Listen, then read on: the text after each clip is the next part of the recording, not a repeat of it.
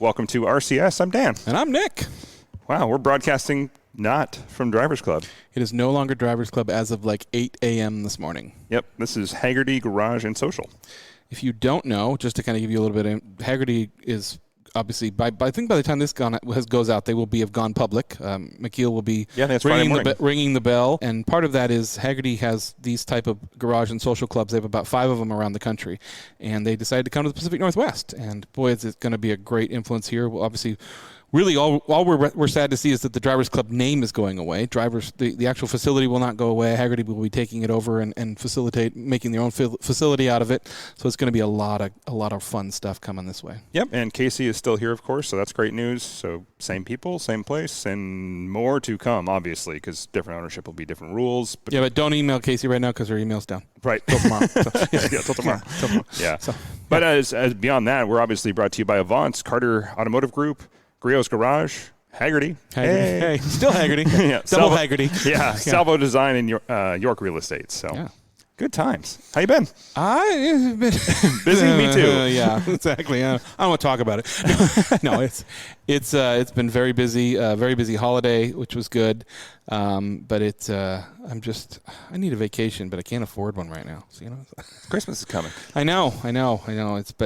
Christmas. Yeah, I'm one of those people, and like kind of my job. Like I'm kind of always working, but I'm also kind of also always not working. So where it's like, yeah, my phone's available. I'll answer emails and things like that. So and I'm getting a lot of people know that I help dentists buy and sell practices, but I'm getting a lot of people that are calling me right now going, could you sell this by the end of the year? And I'm like, I couldn't have sold it by the end of the year if you asked me back in April. But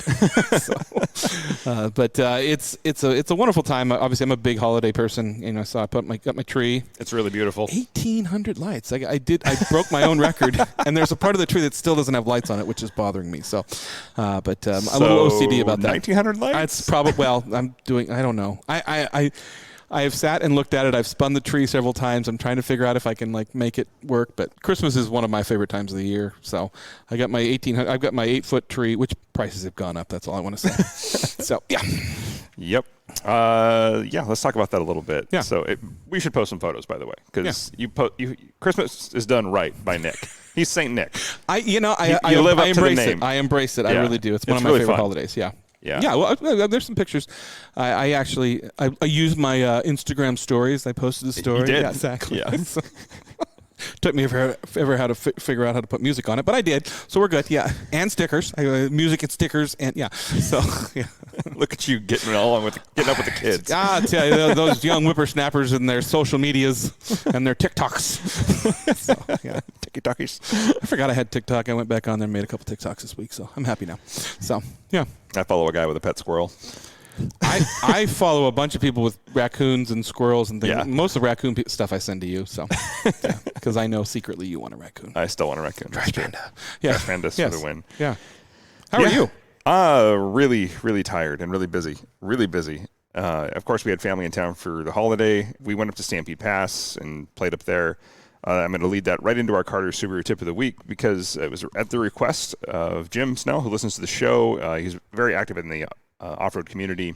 He wanted us to talk about specifically Stampede Pass and Greenwater and all the off-roaders up there, which is we have encouraged people to go. It's a great place to go. What we need to put the kibosh on, and I'm going to talk about this at the Avance event as well with the crowd, is that people have got to stop going off the trails.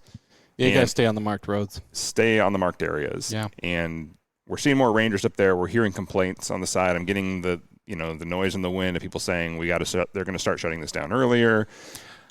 I think a lot of it is people that are snowmobilers. When you go up there in snowmobiles, you can pretty much go where you want to. There's paths, but I think there's more open land. Right. Well, you can go. I mean, it's a snowmobile park in the winter, so you can pretty much go where you can fit. But that's my point. I think people are taking their vehicles in places where they've taken their snowmobile. Right. Yeah. And so don't do that. Don't do that. That's how you get stuff shut down. If you're with a group where someone is doing that, you need to step up and say, hey, we can't do that. You shouldn't be doing that. I've seen people do that. Brandon and Pal, actually, we went out to up by Skycomish.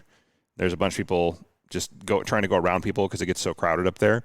And that's where the problems start. People start tearing up the side of the ditch, staring at the hillside, into the trees. So, and you can get a Christmas tree permit and go up there and cut one down, which is really fun to do with the family. But if you're going to do that, make sure you're in the right place. And get a permit because they are looking for people to come out of there without permits. Yep. So, yeah, they will ask you. So along those lines too, as far as staying on the trail, if you go up there, that is it's a known area that you can go up and go target practice. Okay. And I want to say this as think of it as camping. You pack it in, you pack it out. Yep. Get your brass, get your shells, get your targets if they're not biodegradable, and take everything out of there because we've seen that a lot up there as well. Yeah, and even biodegradable targets, crush them. It's okay to leave. I mean, they're biodegradable for a reason, but they break down much, much, much faster if you crush them. So if you've got real quick decayed clays, you want to crush them as much as you can, and they will pretty much disappear in like a week if you do that. If you don't, they tend to sit around for about a month. Yeah. Which is just, it looks trashy. Yeah. That's all I can say. So you want to keep the area pretty. You don't, leave no trace, especially when it comes to shooting. Set up your targets. It's fun, don't get me wrong, but just be responsible. It's a lot of fun. And talk to your friends about it, too. Spread that message to your friends no matter what you're driving up there. Don't leave a trace. Pack it in, pack it out. Go easy so we still have places to go. Washington is not off-road friendly. If you people screw up Stampede Pass for me, I'm going to be pissed. Yeah. No, I'm not. I'm going to be pissed. So, yeah. Knock it off. If it's you and knock it off. Yes. So just give it a second thought. I know it's fun. Please. I'm not trying to be I've done stupid stuff in my life too, but it's a good time to grow up about that kind of thing. Yeah. I know. I've always been above board. I mean, just me and Jesus driving along. Yep. Without sin. Here we go. Yep. Jesus, take the wheel. And that's when we hit the bank. Didn't see that coming. Well, his hands were, never mind. Uh-huh. There's a bad joke there. Ooh, okay. It's Christmas. Wow, Dan. Okay, even I got that in visual too, so, okay. Yeah. Well, now that we paved the road to hell. But we're going to know people there. We'll have a good time. Yep. We have a guest this week, one that I'm really excited to have on the show because she has quite the resume. We have a lot of guests with quite the resume. This one really stands out because you have a very diverse one, and I'm really excited to have you here. Verena Mei, welcome to the show. You've actually been a request by some guests in the past, too. You should get her on the show. I'm like, I'm working on it. Oh, really? Yeah. Hi, everyone. So how'd you get into cars? No. Oh, boy. No. That question again. No, you are a stunt driver, a streamer, a rally driver. Where does the list go on from there? There's more. There will be more. There will be more. I'm not done yet. There's always more. There's always more. Right? Good.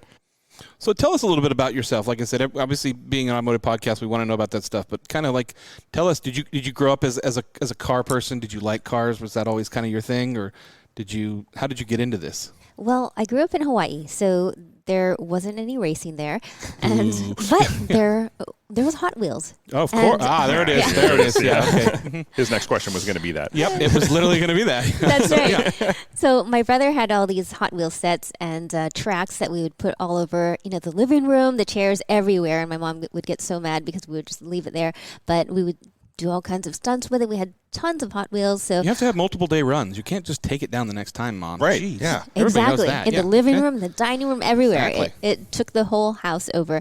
So yeah, that's basically how I got into cars. And by the time I was in high school, even though, I didn't watch racing on TV, I was able to look at cars on the road, and I knew the make and model of every car like from afar, and I don't know, it was kind of just like a fun game I would play. It's a sickness. We understand that.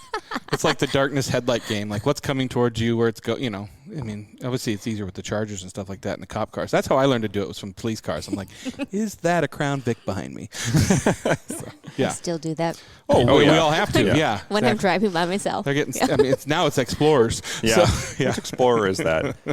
Now, I read you went to stunt driving school, rally and stunt driving. I went to stunt driving school, yes, and then I went to drag racing school, and then I went to road racing school, and then rally school.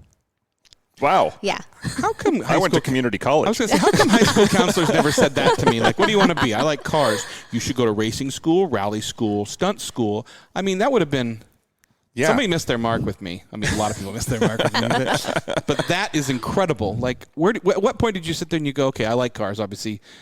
I want to start. I want to start to learn to do these type of things.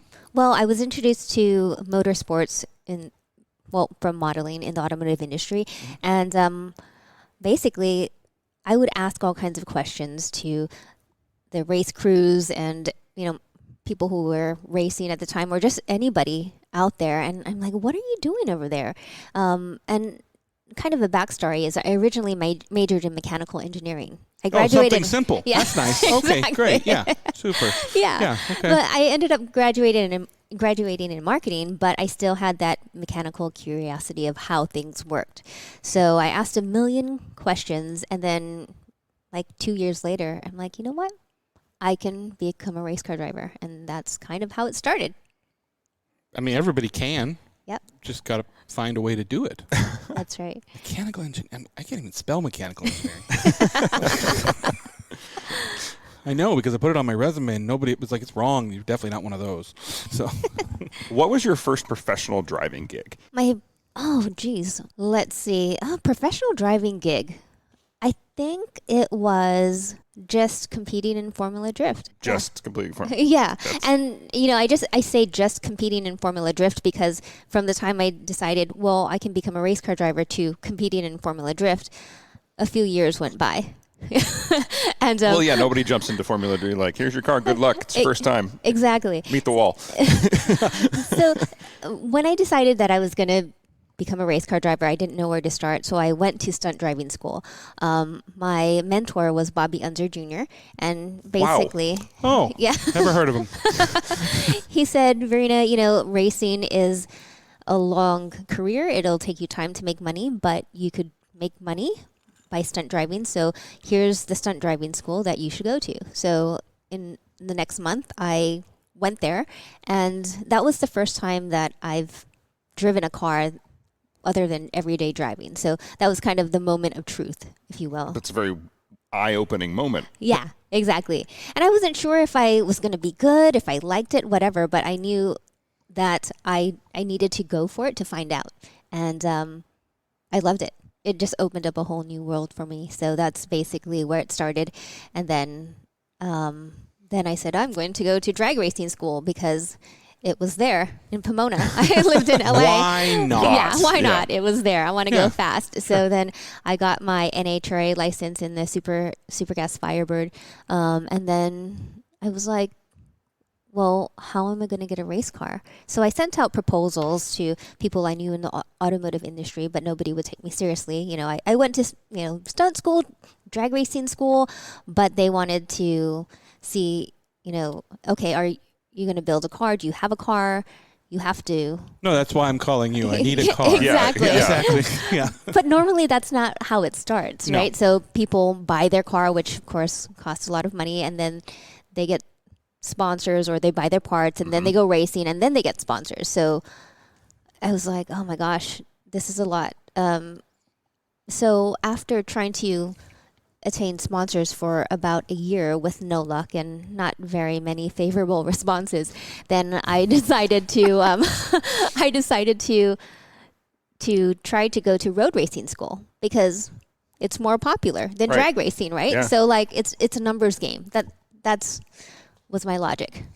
So initially, when you were trying to build a race car, were you trying to go drag racing? I was. Okay. Yeah. Okay. And I had my, at the time, Acura Integra GSR, take it to the local, I don't know, run what you brung kind of drag racing nights and had a little fun there. But other than that, I didn't have any kind of real drag racing experience at the time. Sure. And till Minus this day. the school. Minus the school. Yeah. But I did love the school because it was very exhilarating. Oh, yeah. Yeah. So I still did a 9.46 second quarter mile, which in is, the GSR? No, this was in the school's Okay, car. I was like, holy built GSR. I was like, if you did that in a GSR, you should have been able to get sponsors. Yeah. Exactly. No, this was in a Super Gas Firebird. Okay. Yeah. Still. And then pulling the chute was a whole different thing, like, there's the gravel, here's the chute, I'm going to stop. Okay. Yeah. I'm ready, yeah. That's so cool. Now, you had did I read that right, that you hold a record, or you did, right? I actually, at the time, I was the first Asian American female to have a pro drag racing license. Nice. So yeah, There you go. Yeah, and I wanted to build upon that and get in a car and then go racing in, whether it's a sport compact NHRA series or just the regular series, but that never happened. Now you participated in something I read about it with Panda Express has a thing, the Asian American Pacific Islander Heritage Month. Yes. With Hot Wheels, right? No, that was with Panda Express. Oh, that was Panda Express. Yeah. Okay. There's a lot here. You have a big resume. Yeah, so that was like 2 different campaigns. Okay. Yeah, one was this year, one Get was... it right. One's food, one's toys, Dan. Jeez. That's right. Yeah, God. Yeah. One's chow mein, one's... I don't know. I like their Cars. Cars. Yeah, okay. Hey, if they're supporting people getting out there, I don't care Absolutely. who it is. Yeah, exactly. That's funny. That's been it was one of the themes from our previous episodes that we've had a lot of people on the show, a lot of women on the show especially, who've just been like, I can go do this. I'm going to go do this. And they've been really good at it. Yeah. And that's one of the things we keep trying to tell people. If you want to go race, go race. Like, you don't have to go spend $100,000 up front and get the race car. Like, just go grab what you have and take it to the track and see what happens. Like, nobody wants to kill you. Just make sure you can drive it home. Yeah. That's right. So you were doing all these schools. What were you? You had a marketing degree. What were you doing while going through these schools as a job? I was modeling. Okay. Yeah. Cool. Okay. Just modeling. Yeah, just modeling. If I had an email folder for as many times as people asked me to model, it would be an empty folder. But then Carl takes photos of that. Yeah, but Carl does a lot of touch up on some of us. So, and the next thing, as far as like, going to road racing school, that was my goal. I was like, I want to go to the Bob Bondurant School of High Performance Driving because that's what Bobby Unser told me I should go. And he had like a record and he's like, use my name, tell him I sent you there. I'm like, okay. Of course, it's very expensive, right? It's $1,000 a day. Yeah. And I was like, I could never afford that. I didn't even call them up because I wasn't even going to try to call them up because I couldn't afford to go there. Hi, I'm broke. Can you teach me? Exactly. Yeah. But one day at SEMA, I had a plan. I planned this out. I had this 1-minute pitch, and I was at a SEMA booth, and I was just every lunch time, every lunch hour, I would have 30-minute break, and you know how big SEMA is, right? It takes forever to walk across the hall to the next hall. Walk your lunch off real quickly. Yeah. Exactly. Yeah. So I was like, go, and I would walk really quickly. Out of the heels into the running shoes. Let's go. Yeah. Don't talk to me. I'm on a mission. Yeah. Pretty much. Exactly. That's exactly what happened. Sure. Every single day, I went to the Bob Bondurant booth. And I was like, can I speak to your marketing manager? I didn't even know his name. And I missed him. Oh, he just went off to lunch. Oh, he's talking to them, that kind of stuff. Just miss him. At the end of the week, it was Friday, and our booth was being torn down and everything. And I literally just was like, looking down. I'm like, I'm never going to do this. And then this guy came up. He's like, hi, how are you? And I was like, looked up, and he had a shirt on. And embroidered on his shirt was Bob Bondurant, School of High Performance Driving. That's a good start. It said marketing director and his name. I mean, this shirt is the most convenient shirt I've ever heard. It's like, did you know I was looking for you? Exactly. I've been stalking you all week, but you haven't been there.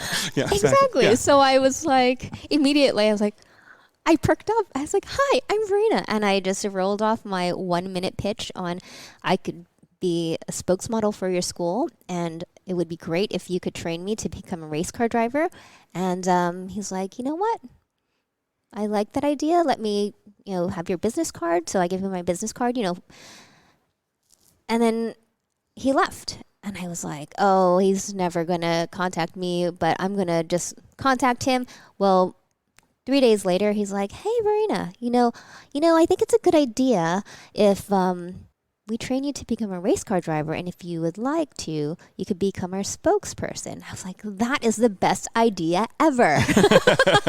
I like your idea. Exactly. It's almost like it was my idea.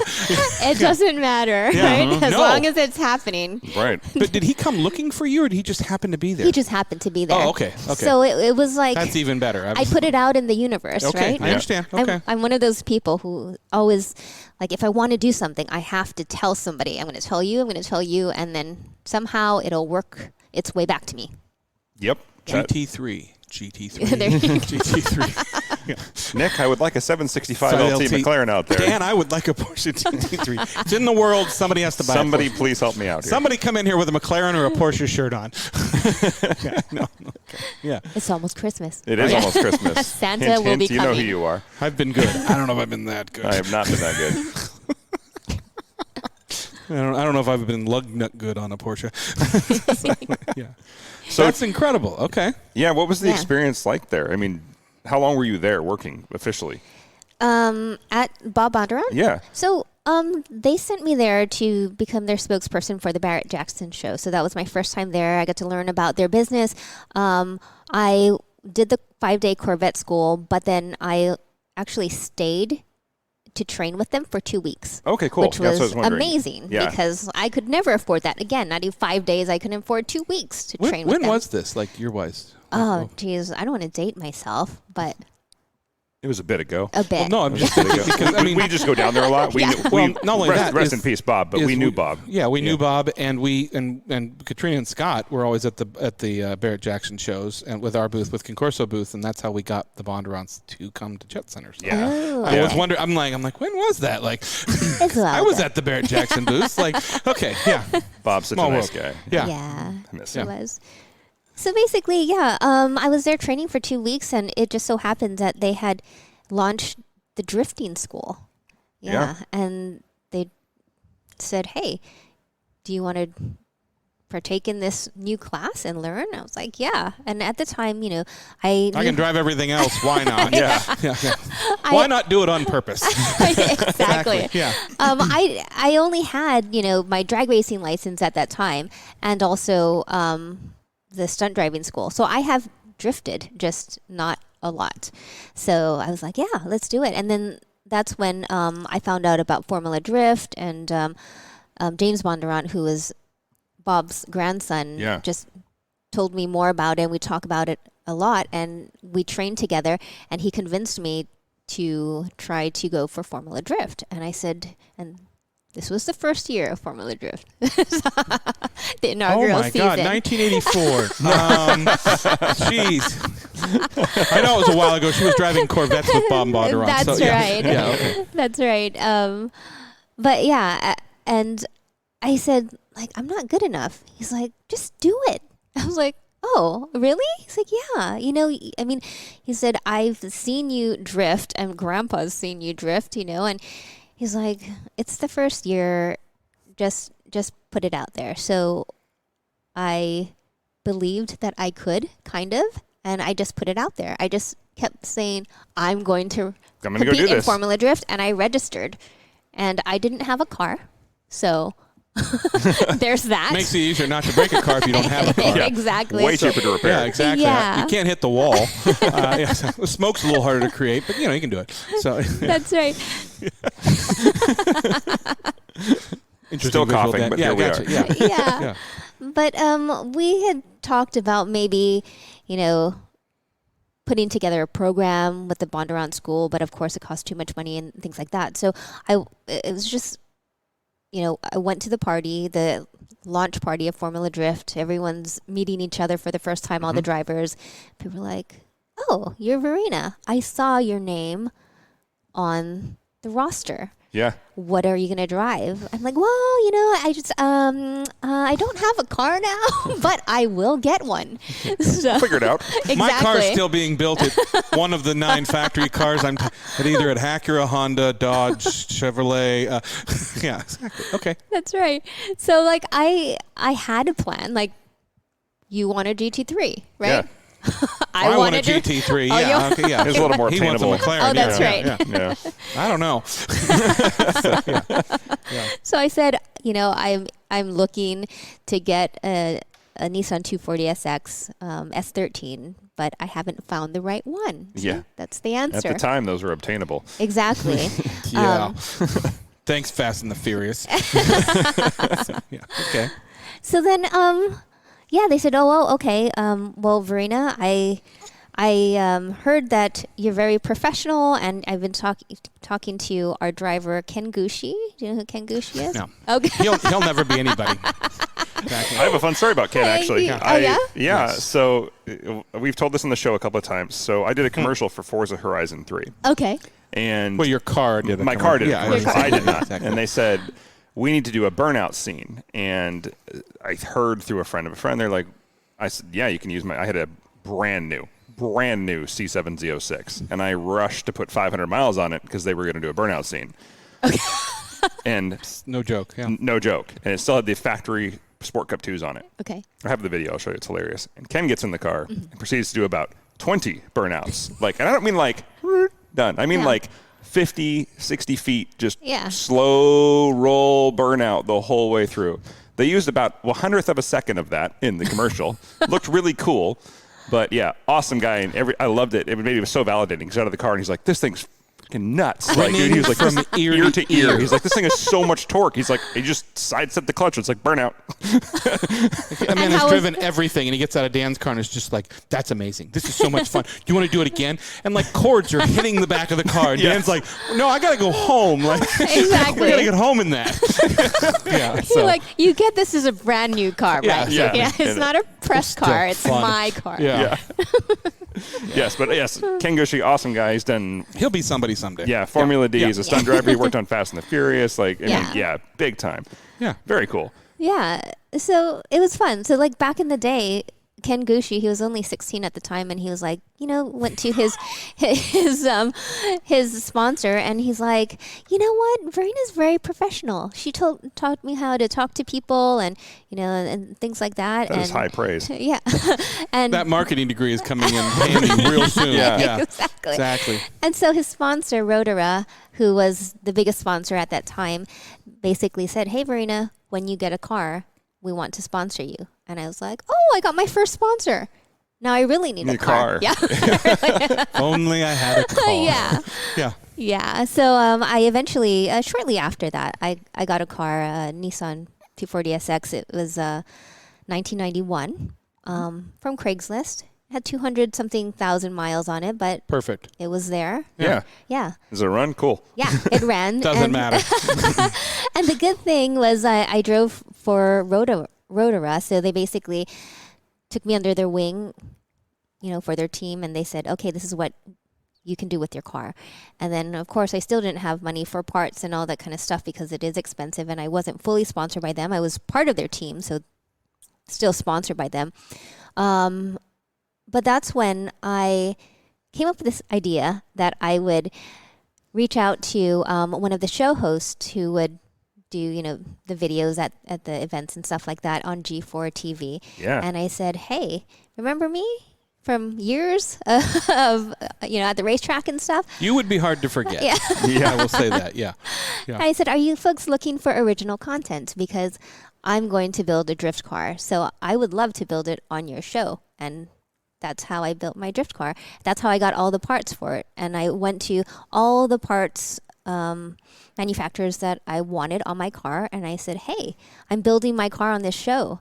Would you like to sponsor me and get this media exposure? So I leveraged those partnerships, and that's how I built my first car. Yeah, this is genius. Yeah. I'm seriously impressed. Automotive mentor here.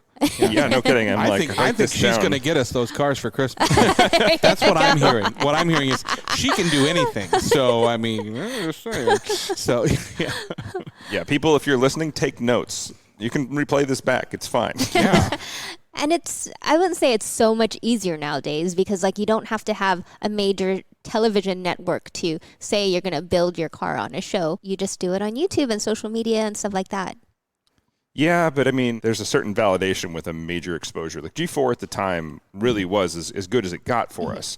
We didn't have, that YouTube celebrity status yet. So, getting that kind of deal was massive exposure because they had such a focused audience. It was like now it's almost hard to find. If you have a common car and you want a repair video, I'm going super basic here, but if hey, I want to do the brakes on my F-150. Okay, you're going to find 1 billion videos. And I'm just going to be like, which one has 500,000 views? There you go. That's it. That's who you choose. But then it was I want to watch a car show. Okay, here's the 3. Pick one. I guess I never thought about that, because I always think about oh my gosh, anybody could have their YouTube channel. You could be a YouTube star and you can create your own content. And back then it was you had to. Original content is hard. Yeah. And Dan's right. If you wanted automotive cars, you had to or automotive shows, you had to get up, I think it was Saturday mornings, and either go to TNT or whatever, that the Power Hour, and you'd get Stacy Keach and Gears, and you would get all those guys. But there wasn't a lot of content out there. and let alone Formula Drift. I remember when Formula Drift came in, it was hard to find. Like, it was hard to find, like, to watch it. Like, even if you knew it existed, let alone what it was. It took a while for the U.S. market to really get it, because it was like, okay, if I'm not doing, lap times, then what's the point? And you're like, no, that's not how this works. And then once people finally figured it out, they're like, oh, this is really hard and really cool. Then it became popular. But it definitely took a while for it to hold in the outer states. Like in the major metropolitan areas, especially in California, it picked up pretty quick. Fast and the Furious launched it with Tokyo Drift. I was going to say that. But that was really what shoved it over. And I don't want to get too far off on this, but showing the background of where it came from as far as the cars drifting in the mountains in Tokyo. I mean, Japan, sorry, was the only reason that people went out and looked at it and figured out what it was. Thank God for Initial D. Yeah, I know. Yeah. You go to an event now, it's insane. Yeah, it's so fun now. Speaking of, by the way, for people who don't know, we do have real Formula D here at Evergreen. Like, not small time, like best in the world drivers come to Evergreen in Monroe and race Formula D, and it's amazing to watch. And the amateur stuff is really fun to watch too. Like, you start rooting for the underdogs because you see the same guys every single weekend putting every ounce of spare time. The and amateur money stuff you go to, the same reason you go to a hockey game. You want to see a fight. You want to see somebody crash. I mean, come on. It's fun to watch them progress, though. Yeah. Even if somebody's brand new at it, it's fun to watch them get that. Like when somebody gets that big back drift on any of the long sections, and you see him get it for the first time. You watch somebody who's new getting it, and you finally get. I'm cheering for him then too, because I'm like, yes, I watched him try this for hours, and he finally got it. Like, I'm happy for him. So you convinced them to help you build your car, and you're out there. Are you the only female in the sport at this time? In Formula Drift, yes. Yeah. And actually, even till this day, I'm still the only American female to compete in the full series of Formula Drift, like the whole season of Formula Drift of any. Wow. Incredible. Any seasons. Yeah. So, That's awesome. We do need to take our first break. I hope people are enjoying it. Actually, I had people tell us they wanted a longer format. So thank you for that, listeners who gave us that feedback. One person told us they actually want, like, my podcast idea of us talking. One person. I had people tell us that tell me that in person. I'm like, why don't you message me that? Yeah. It's almost like we asked you to message us that. Yeah. And they're like, but I have your number. Damn it. Wait, I don't get it. They ask you to talk less? No. Wait, what? Yes, many people ask me to talk in person. Less. Yes, no, in person, 100%. No, I put the idea out there is like if Dan and I kind of did a podcast, it was just us. It wasn't car related. We just kind of, a two bears, one cave kind of thing. Yeah, bonus episodes because we always have our automotive content, but we're like, do you guys want to hear the other stuff? And people are like, yeah, I want to hear the rest of it. I'm like, do you want to hear what's really going on in Nick's head? Anyway, let's take our first break. We'll be right back because you have a lot more on your plate to talk about, and I'm excited to hear it. We'll be right back. We spend an average of 8 hours and 41 minutes a day facing screens. Laptops, smartphones, tablets, even digital refrigerators. But what are we really connected to? Isn't it time you connected to something greater? Sometimes the best way to connect is to disconnect. This moment of escape was created by Hagerty for people who love cars. And we're back talking about Formula D, which is drift. That stands for drift. I throw that out there. Good call. Yep. A lot of non-automotive listeners. Right? Yeah. So how long were you in Formula D? How long did you run the series? Well, I started in 2004, and then my last year was 2007. And in 2007, by the way, I actually drifted at Evergreen. Oh, nice. So, there you go. I was there. Yeah. I was there the first. Yeah. Oh, my gosh. Yeah. Okay. Huh. That's funny. Red Nissan 350Z. Both of you are old. No. Kidding. That was a long time ago. I don't remember. I think I remember that. We're old. God. A lot older. We're probably older than you. Yeah. Yeah, I remember the early 80s. Not a lot of them, but being a young child on drugs. What was your favorite moment of Formula D? If there's one that jumps out to you, or a few favorites, I should say. It's always hard to pick your favorite child.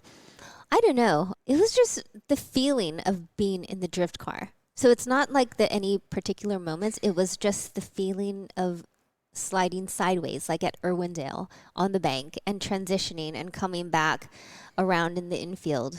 It was just an amazing feeling that I just cannot explain. Sliding and having control. We've all slid, believe me. Yeah. There's usually a pole at the end that messes it up. Or a cliff. Yeah. Sliding is just, there's no words for it, except it was like a moment of freedom. It was silent. And if you recall, coming off the bank at Irwindale, right? There's that cone where you transition, you come across it. So you're flipping it almost 180 degrees, right? Exactly. Yeah. And that moment, and it only happened once, that moment just slowed down to slow-mo. And it was amazing. And in that zone. Yeah. And I transitioned the car the other way coming into the infield, and all of that was slow. Like, I knew exactly what I was doing. I mean, I always know what I'm doing, but I felt like I had time to think, to make adjustments, just like seeing it slow-mo. I 100% agree with you. Being an expert. I have a tendency that when I'm watching drift, either on YouTube or something, I watch it without sound. Oh, really? Because it's to me, it's somewhat of a ballet, especially when you have both cars out there. Oh, yeah. And I mean, and it's skill in both cars, but the fact that they're not touching each other and they're in constant fluid motion, it's incredible. It could be put to a good orchestra, and I think, but there's a ballet to it. Yeah. So, and I think that's really, I mean, watching it with sound on is cool too. Don't get me wrong. Yeah. Yeah. So. Yeah. Yeah, hearing those turbo spool is nice too. Yeah. Yeah. Turbos, tires, all the good sounds. What did you do after Formula D? Well, I just realized that I didn't tell you. She didn't have any licenses to come back on, so there's nothing else to do. Yeah. She quit. Here she is. Moving on. Yeah. I just remembered that I didn't tell you what I was driving at the time. I thought you were driving the Nissan. I was driving the Nissan for the first year. Okay. That was 2004. And then I got sponsored by Nissan Motorsports. And then they gave me a 2006 Nissan 350Z. And they built it up with twin turbos and everything. And that's what I continued on for the rest of the years. And that was amazing. I love that car. That's awesome. Yeah. So that's what you would have seen me drift at Evergreen. And then, so what happened there? I didn't qualify, but Ryan Turek crashed his car or blew his motor, and he didn't have a car. And since I didn't qualify, I let him my car so he could continue on with my car and continue on in the field. Good sportsman. So, yeah. Nice. So, I mean, at what point did you decide it's time for something different? I mean, when you decided to kind of transition out of that into something. And what made that happen? Yeah. Well, okay, there was a moment. Somebody took her car, Dan. Jeez. No, I let it. No, of course. So what happened was, okay, this is not Formula. This is D1. Do you folks know what D1? D1 Grand Prix? No? Nope. Please tell me. These are the Japanese drivers, best drifters in the world. Yep. Yes. Maybe D1 Grand Prix. Yep. Maybe I'm thinking of something. Okay. D1 GP. You're thinking of initial D. No, I'm just kidding. Yeah. Which I love. D1 Grand Prix is like the top dogs. No, I understand that. Maybe I just was. I think I was grouping everything into one. So it's F1 of drifting. Exactly. Yeah, I get that. I just I'm like, these are actually when I think of drifting. Actually, in my mind there was a main category of drifting, and under that is everything. So okay. Yeah. So basically, there were always D1 qualifiers to get your D1 license. Not always, but maybe like twice a year. And I know that for like years. It's like almost years. every 6 months, Dan. Yeah. Okay. And so that was my goal, right? One day I'll get my D1 license just to have it and to say you have it because it's huge. So I did a couple of D1 qualifiers in the S13, didn't get it. I understand why I messed up. Did the next one in the 350Z, and I remember Rod Millen getting his D1 license at that event. And so there was one shortly after, probably 3 months later. It came very quickly. And it was an invitational. So they just invited maybe, 10, 15 people to this invitational to see if they could get their D1 license. So I tore it up. I gave it everything. And I was like, yes. Like, when you give 100% and you did the best that you could possibly do. I felt that way. And then, so Tsuchiya, the Drift King, I don't know if you're familiar. I know the name. Okay. Yeah. So Tsuchiya basically, he's the head judge, and he announces scores and everything. And he said, "Okay, the top scorer of today is 95.5, Verena Mei." And everyone's like, "Yay!" You know, all the competitors and everything. We're all friends and everything, and we're all happy. And he said, "Unfortunately, you needed a 96 to get your D1 license." And then it was that moment that my heart sank. And I knew that whatever I did, I would never get my D1 license because it was a subjective sport. Because Rod Millen got it at 92 points. I like Rod Millen, but that's... Yeah. I mean, no, I don't anymore. Those posters are coming off my bathroom wall right now. But that was the defining moment, you know, and you're like, what am I even doing here? If I keep, you know, doing well, I get that maybe I got like a 90 they didn't give me. If maybe I got a 91.2. They're moving the bar. That's unfair. Yeah, okay. Exactly. So, yeah, that was unfair. So I was like, no, I'm done. That's I'm fair. done. I didn't want to do it. And actually, I think the next D1 qualifier, they gave licenses at like 94. And I was like, I can't. Did they ever give any reason why they were changing the bar? Or is it depending on the course or the? I think it was just a big. I'm mad for you. Middle finger to me, probably, or women. Yeah, you sound like you're horrible for the sport, especially being a woman. How dare? What have you done for this sport? You know. God. So yeah, that was the defining moment. I'm like, you know what? I need a stopwatch. I don't know how fast I'll be if you put a stopwatch on me, but I'm going to try. So I took that Nissan 350Z and I converted it to a time attack car. And and that was in 2008. I had a personal goal. I just said I wanted to run this on E85, and at the time, no one in the U.S. had run a 350Z on E85, but I did the conversion, and did you still have Nissan helping you or backing you or helping you with that at all? No, not at that time. Okay. I think, because they supported me in drifting, and then I believe shortly after they moved to Tennessee, so I was living in the LA area at that time. Yeah, and then you know. Things change. Sure. Okay. So I did that conversion, and it was really cool. I wouldn't do it again because what I did learn was that, first of all, at the time it was very difficult to find the E85 fuel. I had like 255-gallon drums of fuel in my, F250 Super Duty diesel going to the track, and that was just an inconvenience. Sure.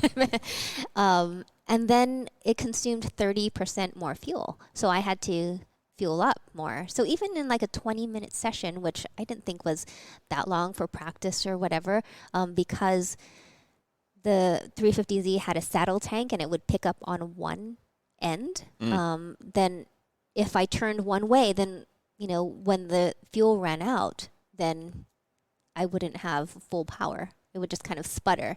Oh, yeah. Okay. And I'm like, I can't even get through my 20-minute session without fueling up. You were emptying your tank in 20 minutes? Yeah, exactly. Oh, wow. Okay. So, yeah. But you're running a smaller tank, though, right? It was just a stock tank. Really? Yeah. Holy crap. So, I thought I was getting bad gas. Yeah. Great. Well, great for a boost, but not for... 30% more fuel. That's a lot more. Yeah. Yeah. Yeah, but remember I had twin turbo. Yeah, I was going to say. Still, I understand what it's eating it. I'm just going, wow. That's like, what? Okay, so what made you sit there and go, I want to run E85? Like, I mean, I'm obviously a lot of people are on that train now, but like, did you have done your research? How did you come about that? Well, it was. I think at the time it was a hot topic as far as learning about alternative fuels and what was cleaner and things like that. So I was like, you know what? Why not? Yeah. Yeah. So I tried it. Very cool. Yeah, it was tough because of ethanol. We had to drain the tank every single time we ran it. Otherwise, it would absorb water. Yep. And then we had to change the fuel lines. We had to do steel braided hoses because it would eat through other materials and things like that. So we had to take different precautions. So I forgot the downside of E85. Yeah. Exactly. Yeah. Great for cleaning the exhaust tips, but not so much for keeping everything running. Yeah. It's a little inconvenient. Fair enough. Yeah. Fair enough. So did you stick with time attack though? I stuck with time attack. So that year, I won the drift championship in time attack, which was time attack in drift cars. Oh, okay. Yeah. I was like, how does that work? Exactly. So there were like. Well, she had a drift car, then she went to time attack, and that really worked for the drift attack time attack. Yeah, exactly. Not to confuse exactly, you. Yeah. That hasn't happened yet, huh? Exactly. Who's on first? Yeah. So that was really cool as an experiment. Like I needed to see it. It was people were like, "Why would you do that?" It's like I just want to do it. That no other reason than that. Because I can. Yeah. Exactly. That's new. It keeps people talking about you. It keeps you in the spotlight. Yeah, you gotta take your chances and roll the dice and see. Because I mean, people want to talk about what's new and exciting. Exactly. At the time, yeah. And at that time, and even for a few years after, that was the first alternative fuel car to win a class championship in time attack. So for a long time. So. Well, Nissan must have loved you. Yeah. We'd like you to come back, please. Yeah. I'm good. Yeah. Exactly. Good. Yeah. How long did you run time attack then? I just did it for, was it 1 year? Yeah, just 1 year. And I was like, that was fun. Been there, done that, won that. Yeah, okay. Exactly. Okay, I want to shift gears a little bit because I want to know kind of about one of your licenses. What have you done with it with this stunt school? Oh, so you went to stunt school. Mm-hmm. Have you done anything with that as far as with going to stunt school? Because like I'm a big movie stunt kind of. I love that stuff. So I have. Tell us a little bit about that. Well, I like to do commercials for stunts. I get offered some stunt gigs that are like, oh, you can do this slide and you can crash into this wall. I'm like, no, thanks. I don't do any crashes, and I like everything where it stays. I like my body in one piece exactly. and working. Yeah. So yeah, I think the most fun stunt that I've done, I don't know, it's on my website. It's for Sky Witness in the UK, and it was with someone's Corvette, personal Corvette. Oh, yeah. Those people are stupid. Why would you give your car away? I know. Right? Exactly. Yeah, exactly. Fair enough. His name was Russell, and I remember because he still follows me on Instagram, and every time I'll comment, he's like, "Yeah, remember that time? Remember that time? Yeah. Every take, it was like, oh, that was too close to the curb. I know that feeling. Yeah. It's like that poor guy that had that Evo there was at the Forza shoot. Yeah. Yeah. But yeah, that specific Sky Witness trailer was the most fun because I was being chased by the cops. Of course, the street was shut down. Close course. Yeah, close course. Yeah. We were literally like 1 foot away from each other, and it was like, go. And then we had like the radios. He's like, oh, trying to catch this girl, and I was being femme fatale, and just there were cars, static cars, right in the middle of the road, and I had to just go through them, not go through them, not hit them, slalom around them. Slalom around them. Evade. Yeah. But the thing was, I think the hardest thing was the timing, because I had to, they said, oh, look at the camera on the left-hand side, which is in the cop car, right before you slalom through these static cars, and you're going like 50 miles per hour, right? Yeah. And I'm like, okay, so then I'll do it. And they're like, no, you looked back. You looked back too soon. And I'm like, did I? So I didn't hit the cars? Yeah, that's weird. Me looking forward, that's weird. Yeah, so it's like you get requests like that, and you try to figure out as a driver, okay, like at what point, at what landmark, and what will tell me, at that point I have to look back, otherwise I'm just gonna hit the car. Yeah, you're picking out your distance marker through the cop car and then doing the exactly. Yeah. So that was a hard thing, but yeah. And good job, Dan. Done a little of that. Yeah. And sometimes I just told them, like if you're in between takes, I was like, can I just take a moment and just drive it by myself, just slowly, and stop and look around? And then that's what I did. And I just saw that in the corner of my eye while I was looking in the camera at speed heading towards these static cars, that when I saw this overpass, then I would look back, and then I had enough time to slalom through these cars. Yeah. And then I would get this roadblock and pitch the car into a drift and get away from the cops. So yeah, you can see it all on my website. It was definitely the most fun. We will have a link to that, by the way. Her website is fantastic to look at. It's quite a trip too, because I mean, there's your article from Wall Street Journal. There's a lot of publications in there. Just like, oh yeah, I did that too. Yeah. Well, it was funny because that was live when I was off grid in the Rebelle Rally. So okay. So I didn't even see it till I got back, and they won't read it to you. They can't tell you what it says. So of course not. Why would they do that? So you folks probably saw it before I even saw it. Oh, good to know. Yeah. Yeah, we're going to talk about the Rebelle Rally here pretty soon. But where did you go after Time Attack, though? After Time Attack, so there was a gap as far as motorsports, and a little backstory. When I started in motorsports, 2006, I got in the automotive industry, and I started working for automotive manufacturers as a performance driving coach. I started doing press launches with them, performance driving coach, product specialist, and facilitator, and dealer training. So all the while When did you sleep? No kidding. So all the while most of the public would see racing, they didn't know what I was doing behind the scenes, because it was some was public and consumer based, but a lot of it was just dealer training, working with the manufacturers, and I continued doing that up until COVID hit. So yeah. Yeah, we actually know a lot of, well, not a lot, but we know a few racers that I know do that. It's like, I raced, Silverstone and Le Mans, but I'm also working with Jaguar and working behind the scenes. Like, it's a full-time job, not just on the track, not limited to that, I should say, for most drivers outside of maybe Formula One. I think is the only time I can think of those guys aren't doing constant work. They're always doing something. Yeah. So then COVID hit, and you did the Rebelle Rally, but you've done some other Rallycross too, right? I did stage rally. Stage rally, that's what it was. was. So that was the gap. After Time Attack, there was a gap. Time Attack, that was 2008, and that's when the economy just like that was a great time. Yeah, it was a great time for sponsorship. Booming. Yeah. I need money. So do we. Yeah, exactly.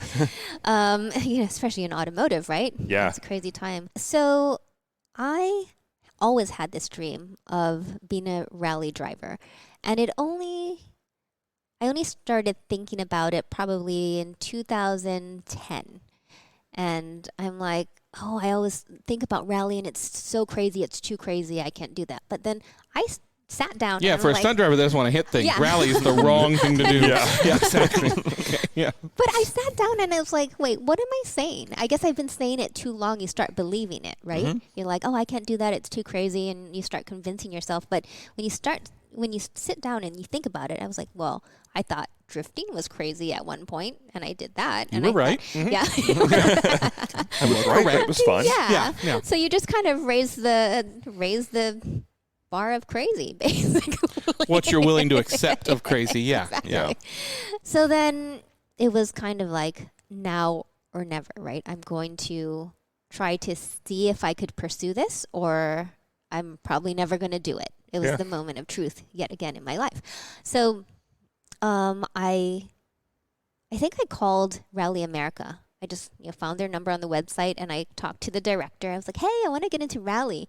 Can you give me any tips, or like, what do I need to do, schools or whatever? And he's just like, Team O'Neill Rally School is great and everything. And I was like, okay, and I started looking up, and of course it's like $1,000 a day. Yep. Of course, that's just like. I didn't stop you before. That's gone up, by the way. Yeah, a lot. Exactly. A lot. Yeah. Has it? Okay. Yeah. Yeah, I imagine. So I'm like, okay. What do you need? Yeah. Besides money. So I called Team O'Neill and I said, hey, I want to be a rally car This driver. seems familiar. Yeah. It worked once, Yeah. It's a Why not proven try? No, I'm not criticizing. Yeah. So I said, hey. They wouldn't even answer my call. Hey, click. Damn it. I just said, I want to become a rally driver. It's kind of now or never. I would like to go to your school, and I know it's expensive, but I'd like to find a way that we could work together. I could be your spokesperson. And so it took a while. They're a smaller school and everything, and they're like, okay, let us work on it. We're sponsored by Ford. We'll see what we can do. strangely enough, I was working on a program in LA, and there was a Hoonigan Day with Ken Block. Like, anybody could go there. It was in Hawthorne. It was a very small event that, like, only people in the industry knew. And I went That's there. grown a little bit, too. What? The Hoonigan. Exactly. Hoonigan Garage. Yeah. Yeah. So I went there, and there were, I don't know, there might have been 100 people there in a small parking lot of a school or something. And he had his WRC card there. And I took a picture of it, and I was like, I asked the team manager, or asked one of the mechanics. I was like, where's Ken Block's team manager? And he was like, oh, he's over there. I was like, okay. Where's the guy with his name on his shirt that says what he does? No. So I waited to talk to him, and then I was like, hi, I'm Verena. You know, I competed in Formula Drift and all this kind of stuff. And I said, I really want to rally. And I heard Team O'Neill Rally School is really good, and I'm trying to go there. Can you tell me what I need to do? Anything, any kind of advice? And he was like, oh, yeah, Team O'Neill is great. You know, he said Ford sponsors them. You can, I basically said they're trying to help me get sponsored so I could go there. He said, oh, yeah, just tell him Brian from Ken's team told you. And I was like, okay. And that was Brian Scotto. Oh, yeah. So, yeah. Okay. So I made the call to... That name drop will help a little. Yeah. So I made the call to the guy who was helping to get sponsorship from Ford to help me fund my rally school. And I took a picture with Ken and his car and everything, and I sent it along. And 3 days later, Ford was sponsoring me a third to go. I'm doing life all wrong. We're not nearly as pretty. No, I'm feeling we have a shot, though. Or as talented, or as smart, but we're still here, damn it. I'm going to go in a closet and just beat myself with a shovel. Good Lord. So that's how I got to Team O'Neill. Of course, I had to, you know, pay my travel expenses and everything, but I was just so happy that I would finally get to experience what it was like to be in a rally car. Yeah. I didn't know, again, if I was going to be good or whatever, but I was going to do it. I was going to get to be in a rally car. So after the 5-day school, I asked a lot of questions, and I was trying to figure out, you know, how am I going to get from LA to New Hampshire? I was like trying to figure out, like, okay, maybe every month I would go, every 2 months I can train with the school, even if they would agree to train me. I still didn't know, but I was like coming up with this master plan. Yeah, right? I figured you'd come up with a plan. Yeah, I'm coming up with this master plan. Wonderful plan. Yeah. We should rob banks with her. We can get away with it, I'll tell you that. Hi, we're thinking about robbing a bank, and talk to her. So, yeah. So then, you know, in my head, I'm like, you know, even if I live in LA and I try to train in New Hampshire, then I'm going to not be giving it 100%, even if I'm 100%, you know, in the car while I'm there. It's always going to be like a half-ass effort, right? So I'm like, okay, I just have to make a commitment. If Tim, who owns a rally school, says that he will train me to become a rally driver, I'm going to move to New Hampshire. So that's what I did. I said, hey, Tim, my goal is to become a rally champion. Will you train me? Will you become my mentor? And he said yes. And he said good, because I live on your couch now. Funny story. Moved here, don't have a place to live. Mentor. Yeah. How serious were you about this? Because you are going to be really serious now. Yeah, exactly. Yeah. He didn't think I was serious because he was like, oh, this girl in Cali, you know, Cali flakes. We're serious up here. We're rally school. You know, we don't play around. Next call, like, okay, Tim, I bought a one-way ticket. I found an apartment, and I'm moving there. So that's what I did. And then see you in a week. Yeah, it's like, wow, all right then. Yeah, and so he was like, okay. And I ended up training with them. Basically, I sat in the school, you know, day one, and I rode with instructors and everything, and I could do that whenever I wanted to. For me, it was day one, all the time. Sit in the classroom over and over and over 50 times until I could remember what they said in their presentation. And then I could sit in the car and actually feel what the instructor was talking about, how the car moved, and feel that in the seat of my pants, as far as like, oh, do you feel that? That's you losing traction and your wheel spinning, and then you should have done this and do that. So after a while, I was sitting in the back seat while the student was driving and the instructor in the front, and he would say, "Verena, what was that?" Or what advice would you give? And so basically that was my training. So it's just immersing myself in the rally school. It's a big time immersion, yeah. Yeah, it was a big time because it was now or never. If I was going to go for it, you have to commit 100%. Otherwise you'll never know what could have been, right? Agreed. And that's it in everything in life, basically.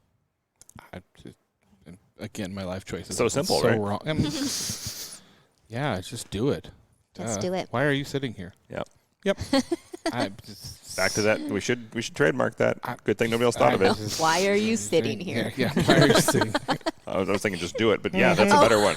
I like that. Why are you sitting here? That's a great one, yeah. Actually, that might make it onto one of our shirts. Yeah, that's going to be on a shirt. That's going to be on a shirt. I'm going to put your name on it. Don't worry. Oh, yes. Absolutely. We're not rip-off Verena. artists. Yeah. Yeah. Why are you sitting? That's definitely going on. That's going on a shirt. Yeah. Okay. Just Thank to you for put that that out there, listeners. I will put that in the store as soon as they ever get our shirts Absolutely. right. Yeah. We'll send some poor girl to rally school with it. As long as she can send herself. Yeah. Yeah. Okay. So you're now learning. I mean, they're asking you for advice with students and things like that.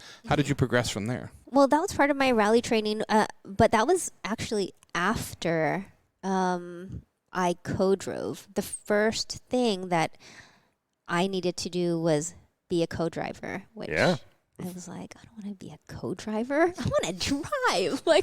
But no, you have to learn to co-drive before you drive. I was like, okay. So I did. It didn't go really well. It was at Snowdrift. Okay. Yeah. And it was for one of the Team O'Neill instructors, and it's okay, Ran into some problems, flat tires on snow, didn't have a board to jack the car up, so... This doesn't sound like your problems. It wasn't. Oh, okay. I thought you were meaning like you didn't do it as a co-driver because... But it definitely affected the driver's mood. Oh, yes. Got it. Got it. Okay. Yes, I do. Yeah. So, yeah, when you're in a car with somebody, then you have to get along, basically. Oh, yeah. So, yeah. So, I did that. That was good. We survived. We stayed friends. That was good. Yeah, that's good. We could still Nobody work together died. at the school. Yeah. That was good. Do I ever want to co-drive again? No. I have no desire to do that. I don't know how people just jump into a car with a random driver and co-drive. Well, we've had Rhiannon Gelsomino on the show. It's Travis Pastrana's co-driver, and Yes. Alex is Ken Block's. Her husband is Ken Block's co-driver, and we said the same thing. We're like, okay, I don't get car sick. I would vomit immediately, for one, and two, the pressure that is on a co-driver is, I think, in a weird way, different, completely different, but almost more than the driver, because you're like, if I tell you the wrong turn and you screw up, that's on me, and I'm not even at the wheel. Exactly. Yeah. Yeah. And, my co-driver and I, Leanne, she would kind of laugh sometimes, just like, haha, you're just a puppet. But we had a good relationship, Leanne and I. Stop calling me Pinocchio on the radio. Exactly. So if she thought I was braking too early, she said, and she would tell me, she goes, if I think you're braking too early, I'll just call the note later, and you'll brake later. You won't even know. Puppet. That is exactly. Yeah, great. That is exactly that. Travis has no skill. I mean, now I know who's really doing it. Yeah. And by the way, I knew Rhiannon back then because her brother Brendo was fielding the second car on our team, so we were teammates together. Okay. Oh, yeah. awesome. So, Yeah, we talked about her brother when she was here. Yeah. Yeah, Brendo's awesome. Small world. Very good driver. Yeah. We always say it's always 1 degree of separation. Yeah, in We know- motorsports. In for motorsports, sure. it's never, even from The rest top, of the world, it's 6 with Kevin Bacon, but other Right. than that, yeah. Yeah. In motorsport, Kevin it's Bacon. 1. Yeah, Kevin Bacon's way out there Yeah, compared to exactly. motorsports. Right. So So, yeah. What happened? My first rally, geez, it was a New England Forest Rally. It was a local rally yeah, in Maine and New Hampshire. What were you driving? I was driving a Ford Fiesta. So basically the school got a new car because they had to get one for Ford to race. And Tim said, hey, we need somebody to drive it. He said, if you build it, you could drive it. So that was part of the training as well. I worked with the mechanics there to learn how to build the cars. But of course, I helped build two of my drift cars, right? Yeah. So Yeah, the 240SX, the 350Z. So Fiesta, different, but same, right? Car. Yeah. Get rid of all the interior crap, get what you need. Yeah. Exactly. Yeah. And I'm very good at ripping a car apart. Very good. Most of us are. Yeah. It's putting it back together. That's the problem. Yeah. Exactly. Don't ask me that. Everything's back together and there's 7 bolts. That's probably bad, right? That's right. There are extra pieces. We added lightness. Exactly. I lightened it by 7 bolts. Yeah. So, kind of like you, I hurried to put 500 miles on it before the rally. I drove it around. It'd be a pattern. That's right. Yeah. And at the rally there was a spectator stage, where everybody stands around and they make it so everybody has a good view of the car. I rolled it. Oh. Yeah. And I'm looking at your face. You're like, well, it's a brand new car. It's a brand new car. Yeah.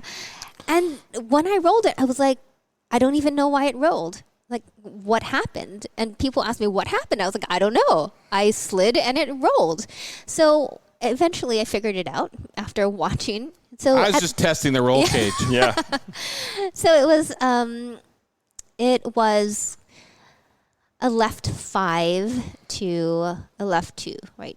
Around a little big pile of gravel, and everyone was sliding around this gravel, and I was like, okay, I'm going to slide it too. What I didn't see from the 40 cars in front of me, because it was wet at first, and then the sun came out, and then there were ruts. So when I went down there, I pulled the handbrake, and the ruts tripped my car, and it rolled. Yeah. And I was like, what are these things, ruts? We don't have ruts at the rally school. That doesn't happen. I was like, why aren't these roads maintained better? yeah. Nobody told me about these ruts. This is like public streets. This is ridiculous. Exactly. Yes. Yeah, Okay. if you've seen those ruts form after a rally, like they're not little. Like you're bottoming out the car, basically. They're so deep. So when you catch one of those, it's like catching. It's bigger than a curb, really. Yeah. Like when you hit it, you're hitting a curb at like what, probably 30, 40 miles an hour sideways. Yeah. Yeah, and you're not going to end well. You can roll a car. doing Yeah, that. I've heard. It can happen. A brand new one, too, that you just built. Brand new one. Yeah. How bad was the car? Well, I dented every panel but the roof. You just flipped the roof? Yeah. I ended up on the side.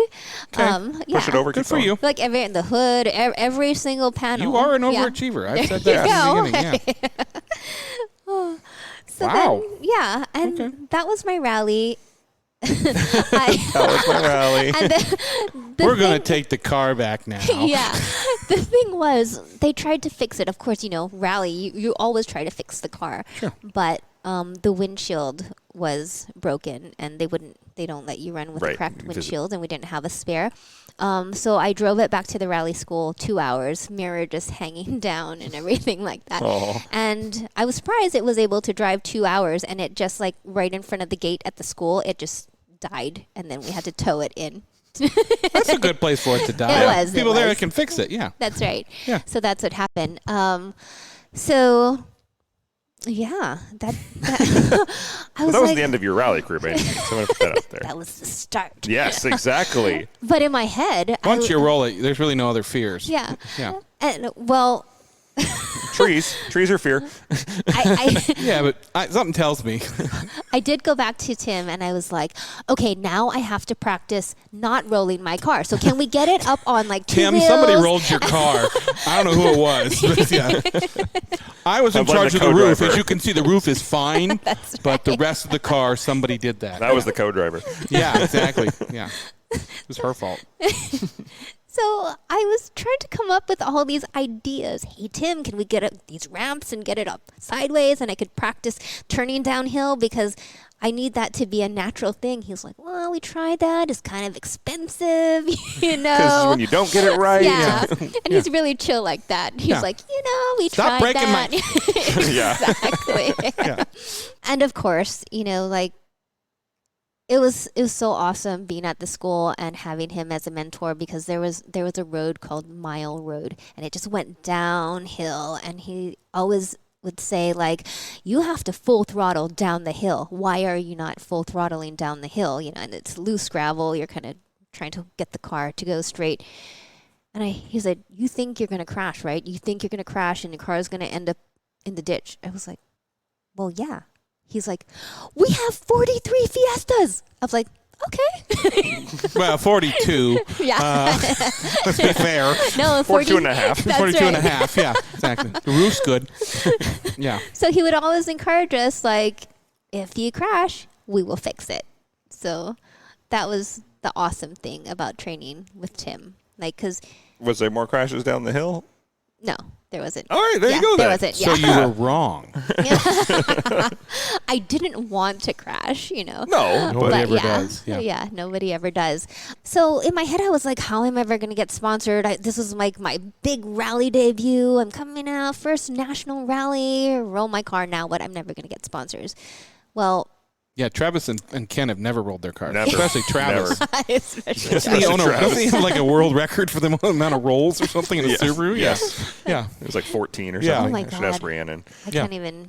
Yeah. I don't know how they continue doing it and continue thinking straight. He has no fear. None. Yeah. None. No, he was Absolutely sponsored none. by No Fear for a long time. understand that. And then literally, like when he did that crash, the end of it, he literally goes, woo! Oh my God. After you confirm, you all right? He's You ever like, watched "Yep, that crash woo!" with his arm like out the window? Yeah. Jeez. Yeah. So, Anyway, sorry. I guess they just get used to it. They're like, oh, moving on. There's so much trust he in the jumped safety out of an equipment. airplane without a chute on. I mean, That's true. there's not a lot of fear there. Yeah. So, yeah. Well, it's that complete trust in your safety gear, and you've crashed enough to know what to do in a crash. So you're like, it'll hold. Yeah. I'm all right. And so they just let it go. I not me. I don't have that Nope. brain. I'm not broken in that way. But I don't either. yeah, I'm broken. Let's do it. I still get a little pucker when I slip on the ice, and I still have control of the truck. So, yeah. So I'm like, Yeah. okay, we're fine. Anyway, Yeah. So you kept on rallying, though. I kept on rallying. I continued training. You know, I trained at the school, still hoping to get sponsors. And then a friend of mine in the industry just says, hey, like, what do you want to do? What are you doing? And I said, I want to rally in Rally America for a year or two full time. And he's like, okay, I'm putting together a program. We'll see what happens. And 5 months later, I had a 2-year contract to rally full time with TrueCar. So yeah. Which car were you driving? It was, funnily enough, I bought that Fiesta. The rolled one? Yes. I'd like to buy that. It seems that it's been, I looked at the Carfax, and it's been rolled. I don't know who did it, but I'll give you a good price. That's right. Yeah. So yeah, that became my rally car. Her Very name was cool. Trixie, and then She rolls over. Oh my God. I was thinking of the from Speed Racer. That's all I was thinking. Oh, yeah, yeah. Speed Racer. Yeah. I don't know what you're talking about. So yeah, I raced in the production B-Spec class for my first year, and I won a championship in that. Actually, right here at the Olympia. Olympic So that Force, was yeah. awesome.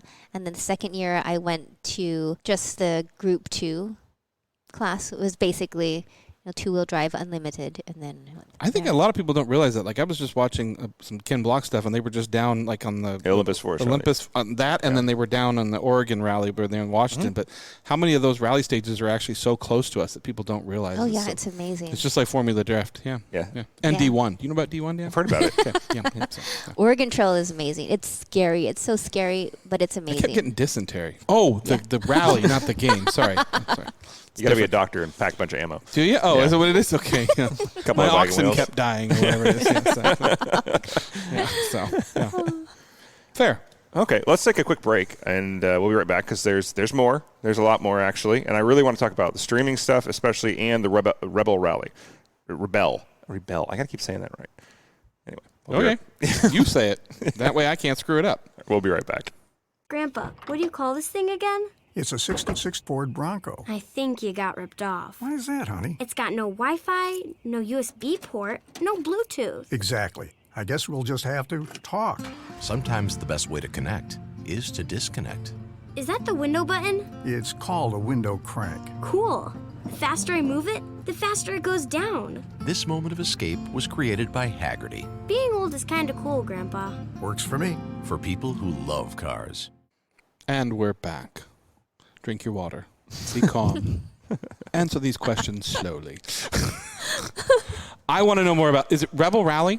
Rebel. Rebel Rally. Tell us, first of all, tell us what that is, and then tell us about it, please. All right. So the Rebel... And then tell me what you learned about it. Oh, okay. All of that. Yeah.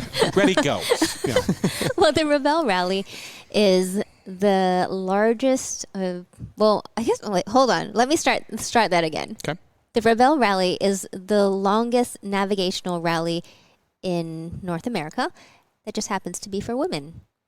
So we started at the Hoover Dam, and we drove for 1,500 miles through the desert of Nevada and California with no GPS, no Wi-Fi, no anything, just a topographical map and a compass. That makes a lot of sense. If you don't have a man in the car, you don't need a map. You actually know where you're going. That's true. That's wonderful. I understand why this is a female Who's rally. going to get you lost? Yeah, Dan and I have been driving in circles. Should you have taken a left there? I don't know that. So, Were you asked for help? No.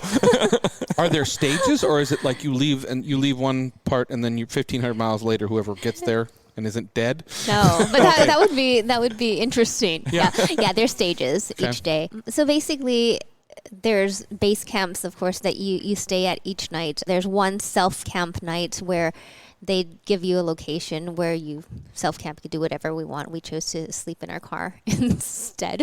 Okay. But we'll get to that. It's really about, learning navigation and enjoying the beautiful views. Emily Miller, who puts on the rally, she really wants us to see so many places that people never get to see in their lives. So as they plot the course and plot the routes, sometimes we ended up on roads that haven't been driven in 40 years. So it was cool. It was really amazing. And it was a whole new experience for me. This year was my first year, and my navigator was Tana White. So she had been navigating in the Rebel Rally for 3 years prior. So she had experience. So that's always good to know. You're teamed up with somebody experienced. You've done this before. Yeah. Because there's a lot of new teams, actually. I think half the women there were rookies, including myself.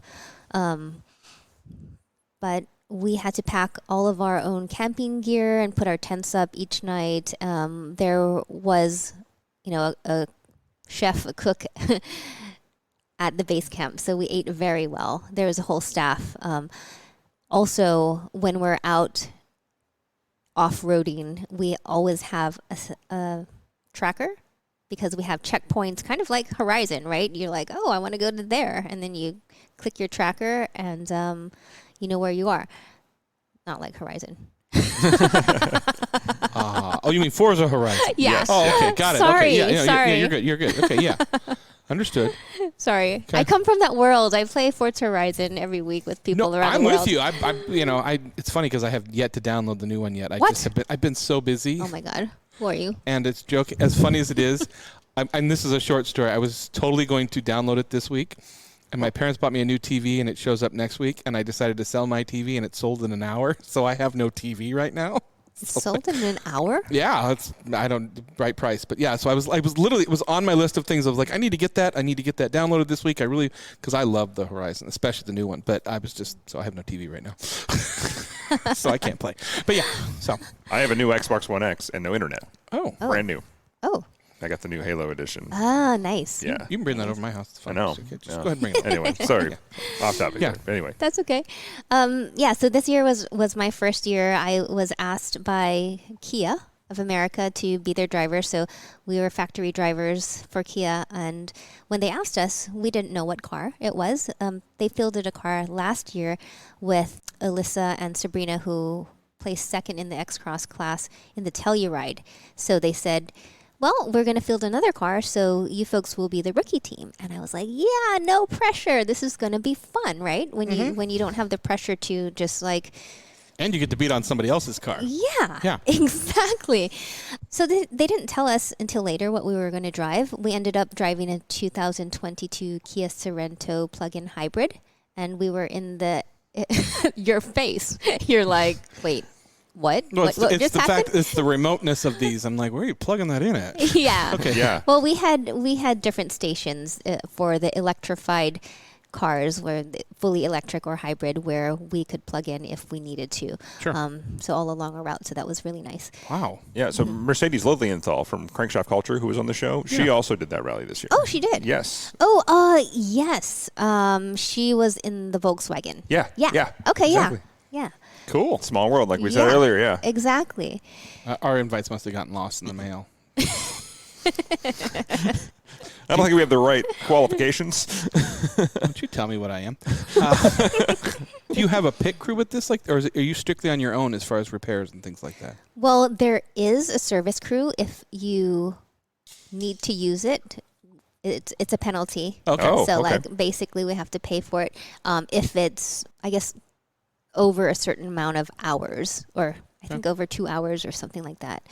See, I don't even know. I was just thinking, like, okay, I don't ever want to take our car to service because that's not good. Yeah. Yeah, for 8 days. So it's an 8-day rally, and it was amazing. What do you want to know about it? Because I did it, and I have all these thoughts going through my head, and all these scenic views going through my head as I talk about it. But for that's you. just it. Like, this is the first year I've really seen a lot of public. I've seen more coverage this year than I ever have before from many different automotive publications, which is fantastic. Finally getting some real coverage, and it's been picking up steam year over year over year, which is great.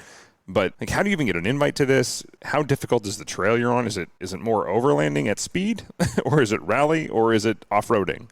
Those are all good questions. So I don't even know if I can answer the last one. Is it overlanding? Is it off-roading? Is it rallying at speed? There are speed limits that we have to adhere to, just for our safety, because you're not in a full-blown race car. We don't have roll cages, we don't have race suits, we have a helmet, and we have stock seat belts. So they give us. Your pants were amazing. I was looking at the photos on the web. I just want to say that, like, I don't know what. I'm sorry. Random. It really was. Like, I was literally looking, like, as Dan and I do we tend to look at things as we're talking, and I'm like, good God, damn, the woman knows how to dress, even how to rally. The Galaxy pants. Exactly. Okay. Yeah. Sorry. We should clarify. Sorry. No, I was just like, this power move stance she's got, and it's like, I'm like, yeah. So, Go Shira. Exactly. Yeah. So I can't even answer that question because I've never done off-roading. So we can fix that real quick. Exactly. It's not like a rally stage. Yeah. It is an automotive rally. Like checkpoint rally. A checkpoint rally. Like, I'm trying to explain that. Almost like a poker run, but not. Yeah. It's not like a Ken Block off-road rally kind of thing. It's not for time. Exactly. That's the way. Yeah. It's like CMOT kind of thing, but we don't do for time, and we allow men to come. Although I'd be fine if we didn't. But it's very strategic. And this is the thing that I've still, I mean, it's so complex that I still don't know a lot of stuff that Tana did on the other side of the car. That's a great thing to point out, though. This is not get in the car, go for a drive, and kind of hope you figure it out. Yeah. This is difficult. And anybody who's done, like, the Alcan, which is not quite like that, but even the most basic form of checkpoint is difficult especially when you don't have navigation aids. You're like, there's a cactus that looks kind of like where I should go. Can you use in-car navigation? Like, if the car came up, so you have to turn that off. Okay. Yeah, ours was factory disabled. Yeah. Yeah. Okay. And if you don't have it factory disabled, then they just put like a cardboard over it and tape it. And we have to put our phones in we just put it in like bubble wrap, and then they tape it, and they ask to look at it every day as we come in to make sure we don't use. How does one get invited to this rally, to do the rally? Anybody can do it. Anybody can do it. Okay. Anybody so it's can open do to everybody. it. Yeah. Actually, it's for next year, right after the rally ended. I think not even a month later, it filled up again. Yeah. So all the spots. Are you going back filled next up. year? Well, if I'm invited. I see. Okay, all right. It does cost a lot. I think it's like over $12,000 to do. Yeah. But that's second place finish, though. You'd think you'd have a little bit of you should come back. I want to. I would like to think that way, but I don't want to get my hopes up. Because you just never know with all my years of motorsports budgets and what things happen and whatever. We had a guest on the show. You should put it out there in the world. It'll happen. Yeah, you never know what technology. Yeah, exactly. I'm going to participate in the Rebel Rally. I don't know what car, but you will see me there out in the desert. I'm hearing Lamborghini Urus probably next year. I mean, I think that's the way. Yeah, I would love to see more of that, honestly. Absolutely. Really, like seriously. Absolutely. As much as I want to joke about something like that, I would love to see the manufacturers of the exotics. Like, okay, you got an off-road mode. Let's see it. Like they did it with a Kia. Put it in Urus out there, or Urus, whatever you want to call it, with some all-terrains on it, and see what happens. I agree. That's a great platform. Yeah, I'm with you. So, I mean, why not? Have some fun with it, guys. Come on, Lamborghini. Button and Dan there. Ooh. Let's go. It struck my. I was thinking of rally actually, like Group B when the 959 was designed for Group B. The 288 GTO was designed for Group B. Yeah. I'm like, I want to see that again. I want to see these manufacturers of the exotics stop making status cars, start making driving cars, and like beat on them. So show us what you can do, Ferrari. Danielle and Nikki need to get a Urus to do this rally. Hi. Sorry. Okay. Oh, we would still lose. I want to make that real clear, but we would have fun. We would be live entertainment. I'd get mad and rip my wig off. Everybody knows that. Exactly. So hot. It's ma'am. So, I mean, this is incredible. I didn't even know that existed. Like I think I've heard of it in places, but like I said, this is the first year I've really seen like really big coverage of it. Yeah. And I knew about it from quite a few years, just from little bits and pieces in Jalopnik and publications like that. But now I saw it like on TV. I actually saw coverage of it, which was really? good. Yeah. Oh, huh. I didn't know that. Yeah, we're watching. I don't know what was I watching that they covered it on? Some car TV show, but they talked about it that was happening. I was like, Very cool. Yeah. So yeah, it's like it was amazing because we didn't get to test the car before we showed up. And this was a stock Kia. It wasn't stock. So it was slightly modified. So we had a skid plate. We had, a reinforced front bumper.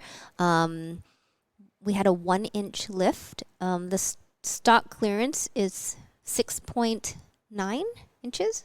And then we had the all-terrain tires, the Hankook Dynapros AT2s. What else did we have on our car? I think that's about it. Roof racks or anything like that? Oh, yeah, roof racks. Yes. Traction mats and all that? Yeah. No traction boards. No, I didn't think any traction. Oh, Max Tracks. Max Tracks. Oh, you did have Max Tracks. We had Max Tracks, yeah. Yeah, I looked at the photos, Dan. Oh, huh. Yeah, you like that? We used those. We used those, yeah. It was amazing. But at times, I did feel like I was in a stage rally, even though I was by ourselves. And it was because it's like, even if like the speed limit was like 50 miles per hour on these narrow roads and stuff, but that's fast. Yeah. In these narrow roads in an SUV, and to be able to drive it. And when I say I felt like I was in a rally, it wasn't the speed. It was more of the handling, how I could get the car to move with me. You know, that's a big car. It's a big car. Yeah. Yeah, and with batteries. Exactly. Yeah. Exactly. And we were amazed over and over as we came up to obstacles and challenges at what it could do. I was like, oh my God, how are we going to do this? And Tana would just get out immediately. She's like, okay, let's go. Because she has off-road experience. Yeah, she's like, I'm going to spot you. Here's what we're going to do. Yeah, exactly. She's like, okay, turn the way. She was doing the hand signals. And she's like, you're not going to like this. But once you go down, then gun it and then come back up. And she's done it, yeah. Yeah. And I'm like, okay. And there was one wash that, you come up out of it and then you get onto the highway. Well, pretty much everybody got stuck together in that wash except the Bronco, and us got through it, which is how we got ahead early on day one. Oh, nice. Yeah. So that was good. And I, like I said, I didn't have any off-road experience in that sense, aside from stage rally, which is different, aside from that Dirtfish event that I went to. So this was new to me, like as we were driving. Off-road event. Oh, sorry. Yeah. No, it's not Dirtfish. Yeah, they're a partner. Yeah. So then as we came up to all these kinds of stuff, I was like, okay, where do I put my wheels? And she's like, okay, just straddle this part and stuff like that. But we did do a 2-day training, the Rebel U in California with Rebel founder Emily Miller. So at least I had that. We spent 2 days. We did the dunes, and she taught us about what's different about driving in the dunes as it is like on the rocks and everything. So at least we got to train in the gasoline version, but we had never driven the PHEV ever. So that was a whole different experience as well. Wow. It was pretty amazing because, you know, just learning about all these electronics you have to turn off. We couldn't turn off the traction control and stability control 100%, just like, you know, you go rent a car, you know, you can't do it. Even if your stock car, I mean, the car you have at home, they won't let you, even if it shows that it's off. Yeah. It's still like 10% on even when it's off. Yeah. Exactly. And we talked to the engineers about that. We asked them a bunch of questions. We had a lot of Zoom calls and stuff, walk arounds, and basically then we went rallying. You know, I thought as a driver that not having or having some of the traction and stability control on would hinder me, because we always want to be in control. On every other race car that I've driven, we've just taken all that kind of stuff out. But I remember on one enduro that we were on, I was kind of going through some tight and twisties coming around, and I swear the rear end was going to come around twice, two different times, and I saved it. And honestly, I at the time I said, I don't know how I saved it, but I saved it, and I know it was that stability control helping me. I just kept the wheel pointed where I wanted to go, and it helped me bring it around, because I was like, no, don't spin, you know. Oh yeah, we have been on many a drives, and I typically on the street I leave everything on. I've learned to leave everything on, even on my highest performing cars. Like, no, I'm gonna let the car do the work. In my C7 Z06, it was on all the time. in the Porsche though, it was just like, I'm not this good at all. Car is. Yeah. Point and shoot. Yeah. So it was. I don't even. There's no words for it. The enduros I talked about. So basically, you have a start, and you have a road book, and it tells we have a stopwatch on our console, and she starts it, and she tells me at which point what second I need to be on when I get there. So like, we have the stopwatch. I'm driving.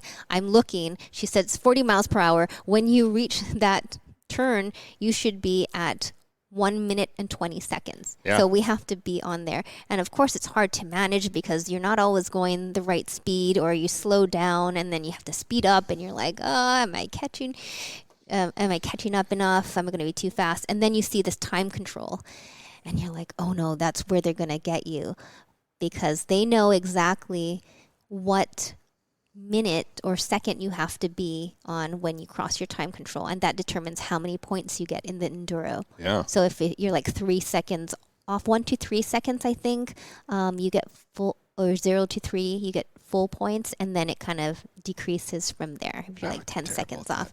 Yeah. Oh, I just gun it through everything, and then I get close to the booth, and then just be there when I need to be there.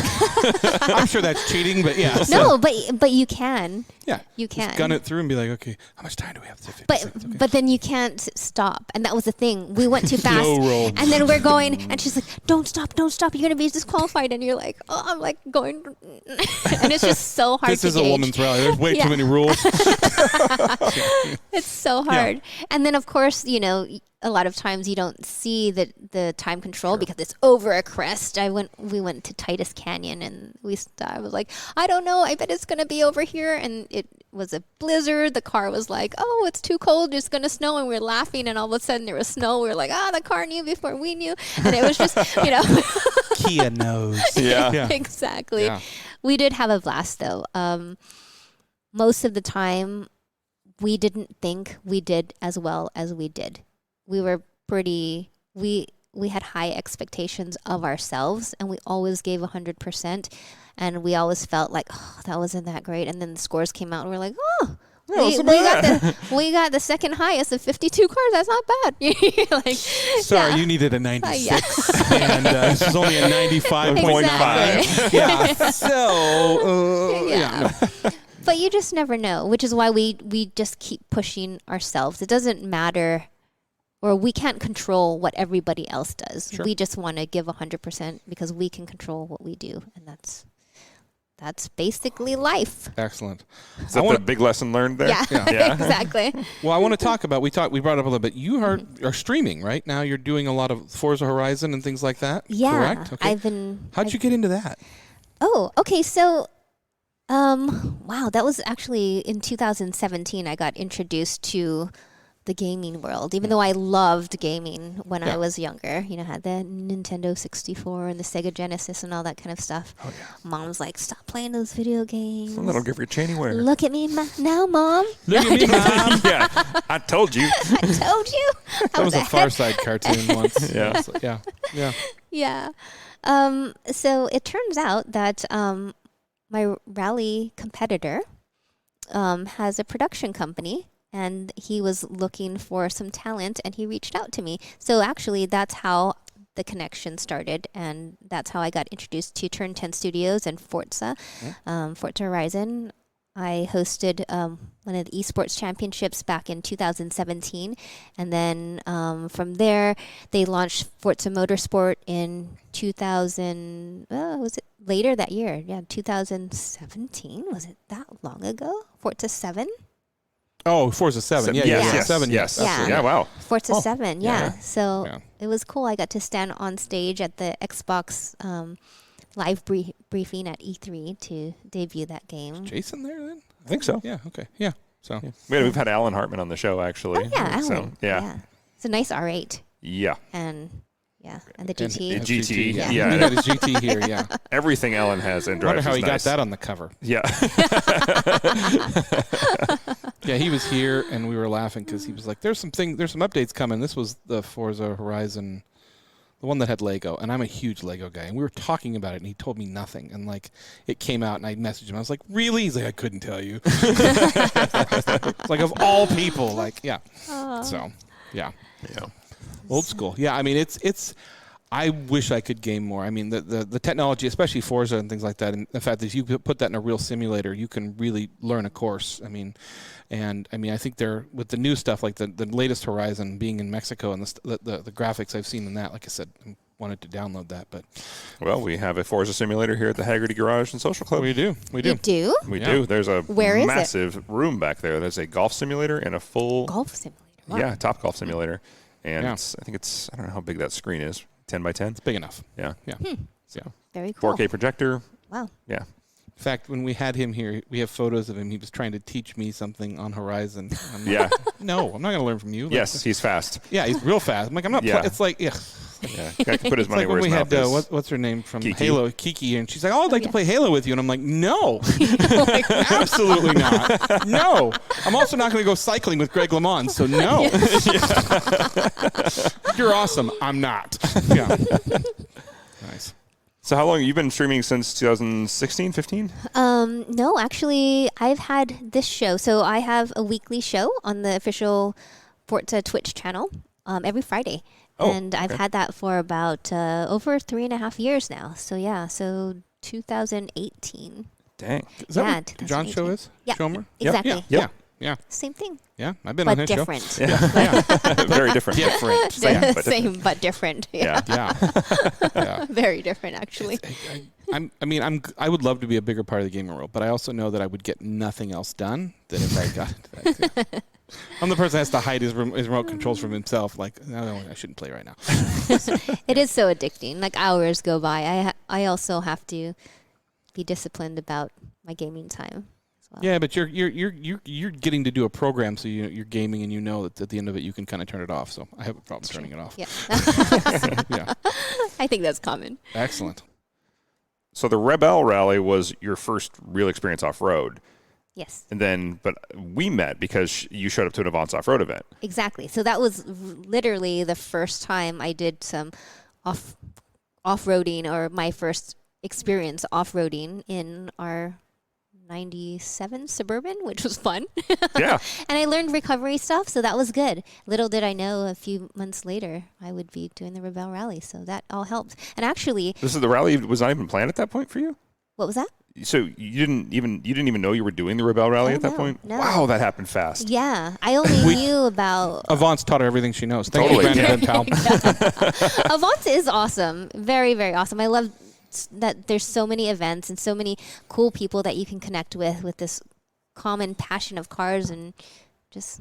Oh, we agree. We agree 100%. Amazing. Yeah. Yeah, I meet the coolest people through there. What are you driving now for your own car? I never asked you that.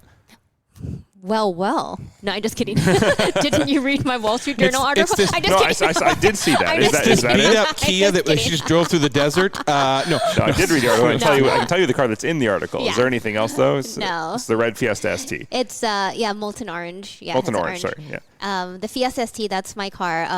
As far as my just don't roll this one. I won't. Oh my God, this car is so much faster than my rally car. Actually, It's weird, isn't it? Yeah, it's weird. It's awesome. It has like 250 horsepower to the wheels. Dang. It's a little hot hatch, super hot hatch. I didn't know it was that much. Yeah, and actually you can. And the RSs have more than that. Oh yeah. Yeah. Yeah. Well, the Focus. Well, But so you're right. Fiesta. Fiesta, yeah. Mine's front wheel drive. So Still, I mean, that's insane. yeah. Yeah. You really have to like keep up with it. Yeah. It really will. I think you're want qualified. You to go. Yeah. I'm not worried. Yeah. But you can't like casually drive it anywhere. Like going to the store, you like can't like it's like all the time. Sounds like a horrible problem to have. I'm sorry. It's awesome. You can drive my Subaru. I'll drive it. I'm fine. okay. I love my car And I'll so learn to much. when to look at the camera. Yeah. Yeah. I do love it so much. I will never get rid of it. Really? Ever. Yeah. Sentimental value, sort of. It's just I just love it. I've driven a lot of cars. Yeah. And it's a car that I always get into. Every single time I drive it, I say, I love this car. I literally say it all out. I love this car. That's how you know you got the right car. Yeah. Yeah. And to think, it's not an expensive car. It has lots of mods done to it by Mountune and stuff to make it what it is. Yeah. But yeah, you can also change the boost on the fly with the cruise control buttons, 20, 30, 40%. Yeah, secret stuff. I could see accidentally doing that, thinking you're setting the cruise control. Next thing you know, you're flying down. I didn't know I had cruise control on it. Cruise control on at 40. I clocked you at 90. Oh, I upped the boost. Sorry. That's pretty cool. It couldn't do that fast. Yeah. But in our family, we have a bunch of cars. We actually we have a 1997 Suburban, which is great because you can put the kayaks and the paddle boards and all kinds of stuff and do all kinds of fun outdoorsy P&W stuff. Yep. And live the lake life. We literally live 500 yards from the lake and we drive it there because it's so much easier than carrying things up and down nobody the wants hill. to carry a kayak that far. No. It's tiring when you get out of the lake with a kayak. You're like, I just put it on the car and let's go home. Exactly. Yeah. Then E46 M3.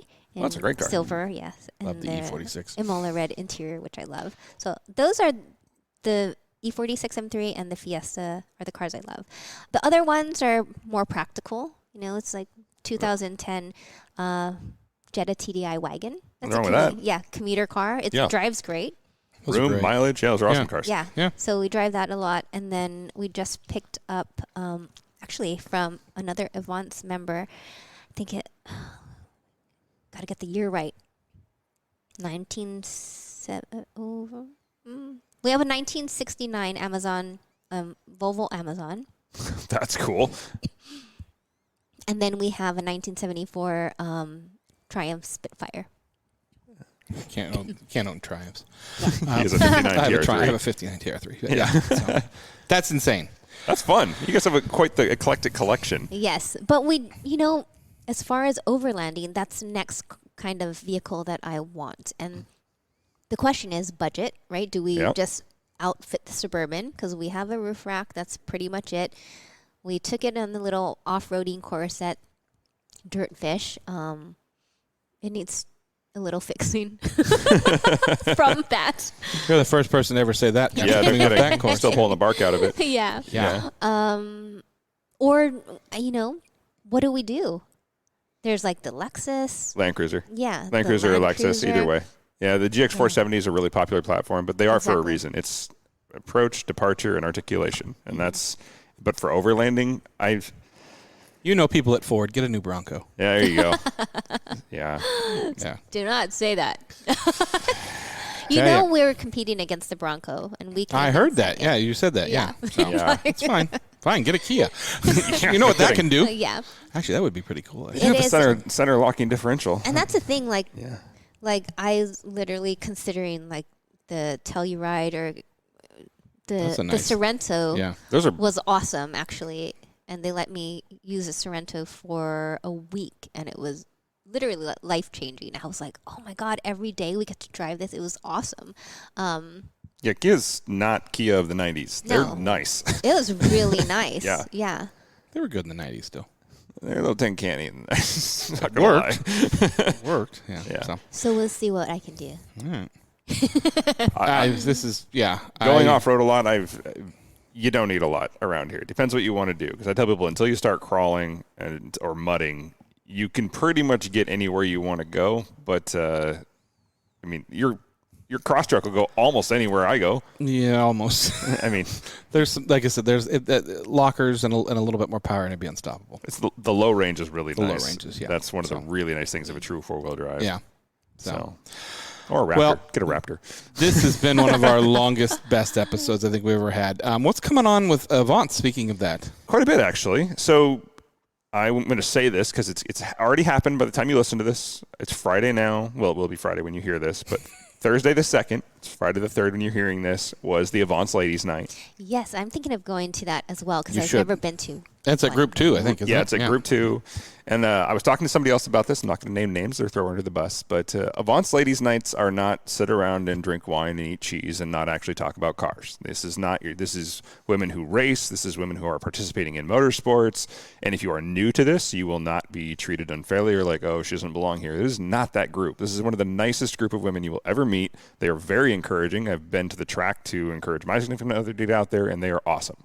And so if you want good company, you're either brand new or you're a seasoned veteran and you want to meet people with like minds, these are the things to go to. Avance is not, they didn't, how do I say, powder puff this, which is weirdly, it was another woman I was talking to about this who assumed that's what it was. Like they were catering to the crowd because their husbands were into cars or their significant others were into cars and they weren't. This is not that. This is your excuse to get out there, meet cool people and say, I don't know what I'm doing and maybe this sounds fun. What do you guys think? They will get you out there. They will encourage you. You will find like-minded people. It doesn't matter where you're at in this. This is a great group to come meet and just make new friends. They're all awesome. If I was allowed, I'd go.